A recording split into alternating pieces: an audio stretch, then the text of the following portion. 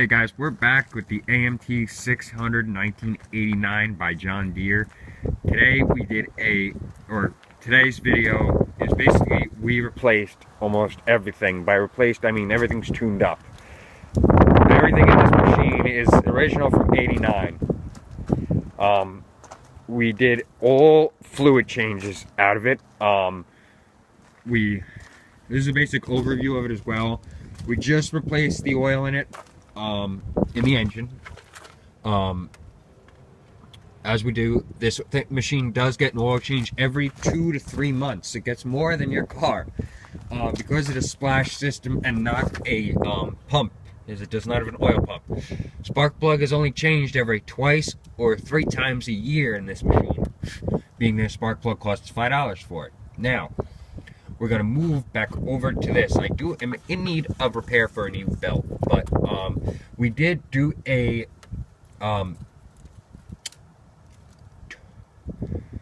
what do? We did an automatic transmission oil change on it. Now the oil that's in there is 80W90 Lucas gear oil with lock diff as well, because it does have a locking differential. Now the lock differential in this thing isn't in the greatest condition, but because it goes through anything, I don't need it, and its name is Henry. So, also for my other videos, if I say Henry, it means the AMT 600, just to be clear there, because this machine has a name printed on the back that says Henry. Now, yes, so, what basic things that we did here? We changed out this. Now the gear oil that was in this machine came out in a thick sludge. This stuff that was in here, I called the previous owner. He said the stuff that's in there has been in there since 1989. It's been there for almost 27 years, or longer than that. Now I just replaced the hydraulic oil in this thing. It's already kind of black already because it's mixed in with the other stuff, because it's cleaning out all the lines. I've been siphoning out, cleaning it out, trying to get an entire gallon to sweep through everything to clean it out. Because when there's a bunch of weight in this thing, it really doesn't push it up, so it needed new hydraulic oil, so I did that. We lubricated the chain back up. We have new brakes on it. I'm trying to run it out of gas right now, and basically why I'm trying to do that is because I want to put a fresh tank in. The tank is 4 gallons, so I'm going to take it probably 5 gallons. Let's lower the bed back down here. Put super in it, so the highest octane, which probably contains the lowest amount of ethanol in it, as far as that goes.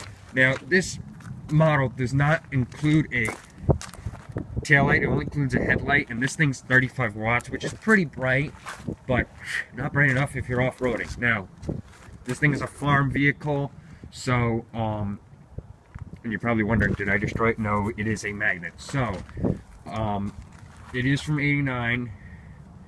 We do know what the initials stand for, but we're not going to talk about that now. Our pinstriping kind of got messed up here when we tried to wash it, but we have to give it a little bit of a bath eventually. So we had to add on a taillight. Well, the taillight that was originally supposed to be put on was going to bolt through here, which I didn't want to do. That would destroy the integrity of the metal and destroy the unit.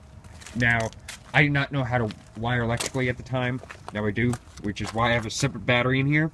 This battery is a 12-volt battery with 9 amps with, it's a 20-hour battery. So I have a light for it here, and I have a switch here. Well, if I turn on the switch, this turns on basically its tail light, which is a amber and white light bar with a bunch of different flash modes of pattern, really. Inside out, go to right, go to left, basically different patterns, flashes, and then stays on. We did put this wood in here. It is not there. It is not rusted through. This unit got lucky. It is not rusted through at all. Not completely at all. We put that in there to protect it, so that way if we put something wet on it, or if it's driven in the rain, it does not get wet. We did though have to weld this piece here because it broke through. As you can probably see here, it's getting about B to push through. Because besides of taillights, the only kind of thing we had was the SMV right there and the 2 red reflectors, and that wasn't good enough if a car was behind you. And let's just say, I've almost not blinded people, but it hurts your eyes to stand behind this thing. It's only 1 watt of power, really. Now, our quad is in the shop right now. The guy said we should probably, hopefully, be getting it back by the end of this week. This is the week of April 8th, 2016. We are probably going to get it back by the end of this week, hopefully. It's got the new winch going on it, and new back brakes. He's just going to free up the front brakes, and he did that already. Great place to bring it to. It's on 22. I will put the name of it in the link below, and if I forget, I will put it in the next video or put it on my comments, public comments. Now, that's basically it. Our seat has a crack in it from sitting on it in the cold, and she just cracked. It has to be reupholstered. So that's gonna hopefully get replaced this summer. Sorry guys, I have to keep doing that. My hands are freezing out here. It's cold. Our tires are eventually going to be replaced. They are muddy from yesterday's rainstorm. It was very muddy. You're only pumping these to 7 pounds. If you pump it anymore, 1, bead's going to break, and 2, you're going to float in water. This machine does float in water. I have seen it before. It's not good to see it float. With this tire in the front, it kind of weighs it down, so it really doesn't float. We do have the original tire for it, though, in the front. Remember, if you have this machine, 1, grease that little grease fitting right there. Is that little grease fitting? Remember to grease that. Otherwise, it starts squeaking like hell. I went out and bought a John Deere grease gun because I needed a new grease gun. And I know John Deere grease guns are pretty good. Besides the 40 bucks I paid for it, but otherwise it works pretty good. We tubed the tires in the back and not the ones up here.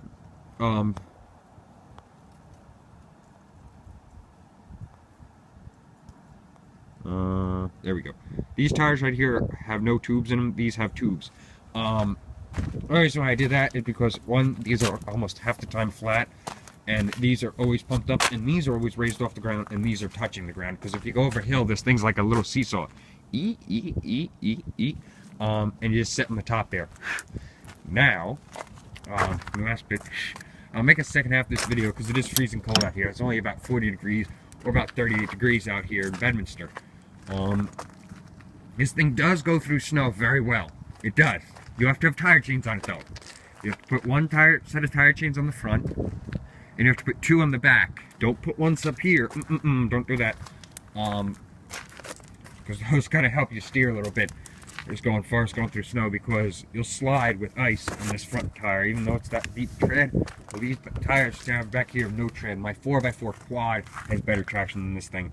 But I like to think that this thing has better traction than that. That's the end of today's video, and we will see you in the upcoming video when we'll get the quad back.